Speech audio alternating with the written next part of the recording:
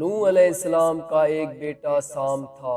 عرب اور بنی اسرائیل اسی کی طرف منسوب ہیں۔ اسی سام کے بیٹوں سے ہود علیہ السلام پیدا ہوئے۔ ہود علیہ السلام کی قوم کو قوم عاد اور قوم ارم بھی کہا جاتا ہے، کیونکہ عاد اور ارم ہود علیہ السلام کے اجداد تھے۔ قوم ہود احقاف نامی ایک بستی میں آباد تھی، اور یہ بستی عمان اور حضرموت کے درمیان ریت کے ٹیلوں والے علاقے میں تھی۔ عربی میں احقاف ریت کے ٹیلوں کو کہتے ہیں۔ یہ علاقہ سمندر کے کنارے واقع تھا اور شعور کے نام سے پکارا جاتا تھا۔ قرآن مجید میں سورہ احقاف آیت 21 میں اللہ تعالیٰ نے انہیں ان کی بستی کی طرف منسوب کرتے ہوئے مخاطب کیا ہے، اور اپنے بھائی کو یاد کرو جبکہ اس نے اپنی قوم کو احقاف میں ڈرایا۔ قوم عاد کے لوگ اپنی رہائش کے لیے خیمے پسند کرتے تھے۔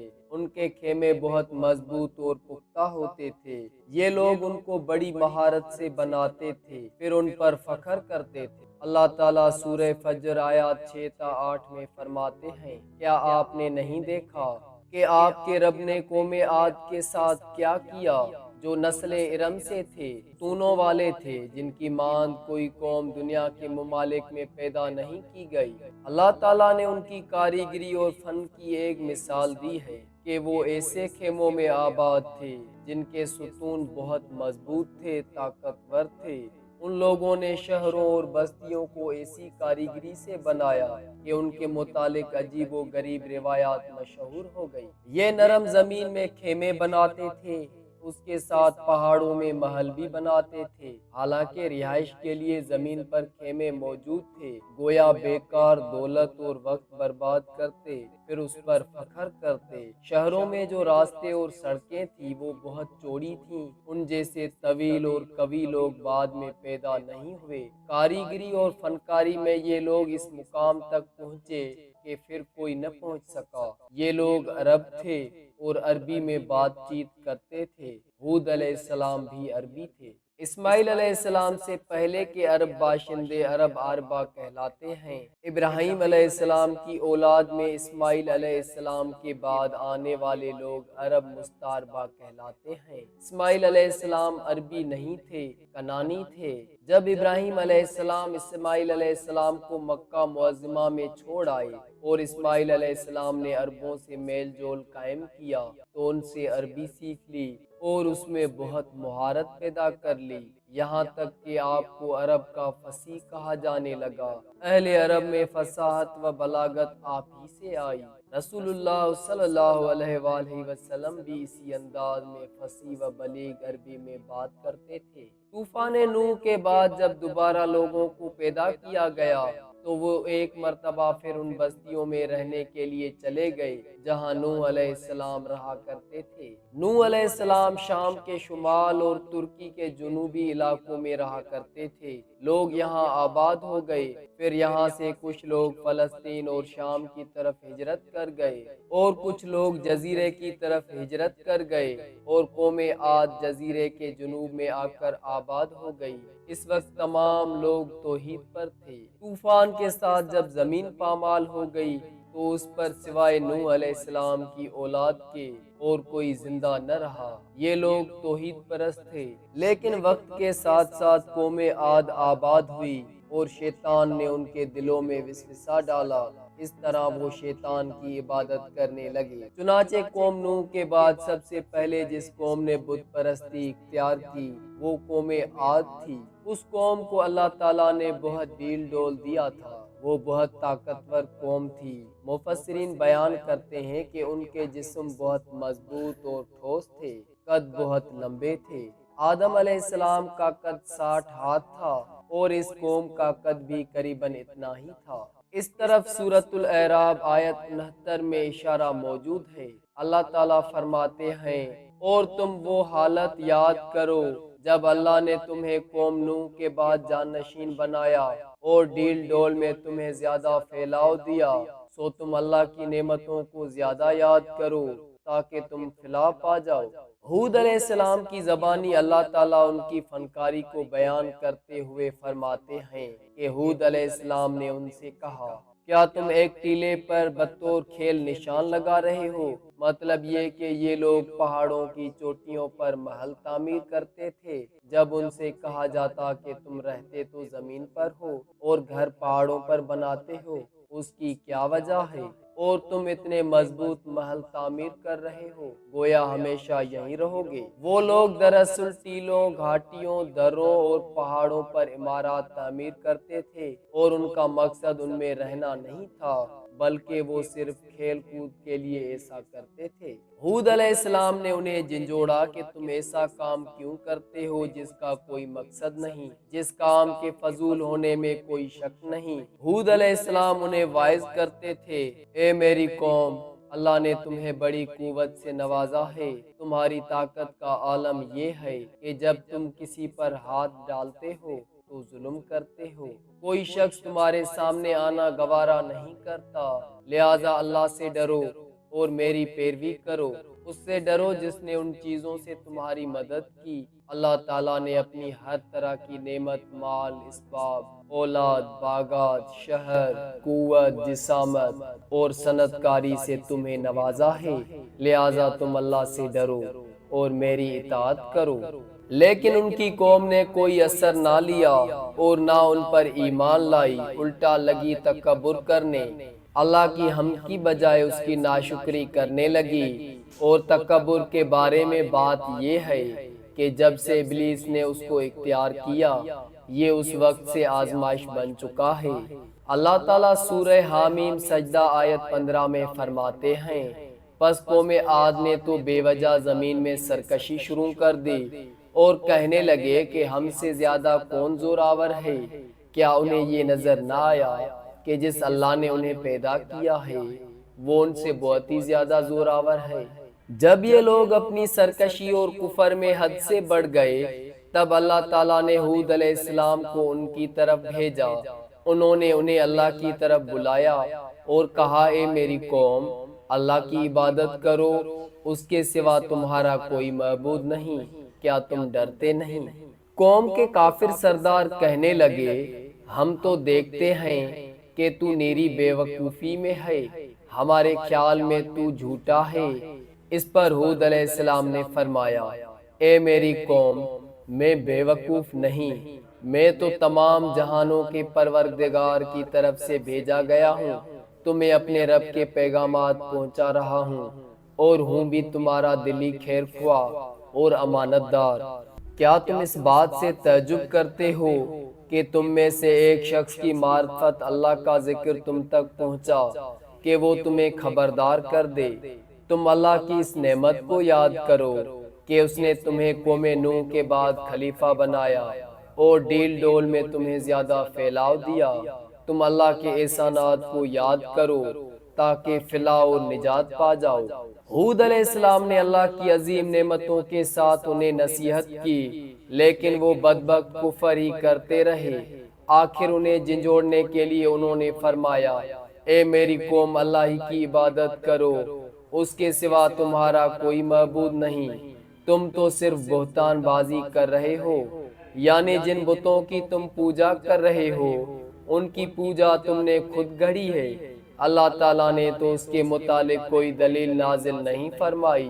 میری قوم کے لوگوں، میں تم سے اس دعوت و تبلیغ کی کوئی اجرت نہیں مانگتا، میرا اجر اس کے ذمہ ہے جس نے مجھے پیدا کیا ہے، تو کیا تم پھر بھی عقل سے کام نہیں لیتے؟ اے میری قوم، اپنے رب سے گزشتہ گناہوں کی معافی طلب کرو، آئندہ گناہوں سے توبہ کرو تاکہ وہ برسنے والے بادل تم پر بھیج دے اور تمہیں طاقت میں اور بڑھا دے تاکہ تم گنہگار ہونے کے باوجود روح گردانی نہ کرو۔ ہود علیہ السلام مسلسل انہیں دعوت دیتے رہے، لیکن وہ ظالم قوم نوح کی طرح ان کا مذاق اڑانے لگی اور کہنے لگی، ہمارے خیال میں تو بے وقوف ہے اور شاید تو ہمارے کسی معبود کے بڑے جھپٹے میں آ گیا ہے، تو ہمارے بتوں کو برا کہتا ہے، اس لیے ان میں سے کسی کی مار تم پر پڑی ہے، اس لیے تو ذہنی مریض بن گیا ہے۔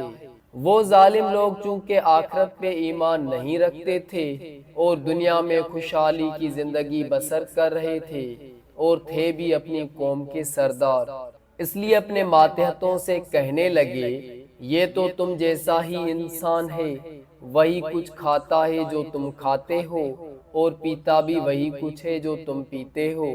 اگر تم نے اپنے جیسے انسان کی اطاعت قبول کر لی تو سخت خسارے میں رہو گے۔ کیا یہ تمہیں اس بات سے دھمکاتا ہے کہ جب تم مر کر خاک اور ہڈیاں بن جاؤ گے تو پھر زندہ کیے جاؤ گے؟ ہرگز نہیں، یہ بات امکان سے باہر ہے جس کا وعدہ تم سے کیا جاتا ہے۔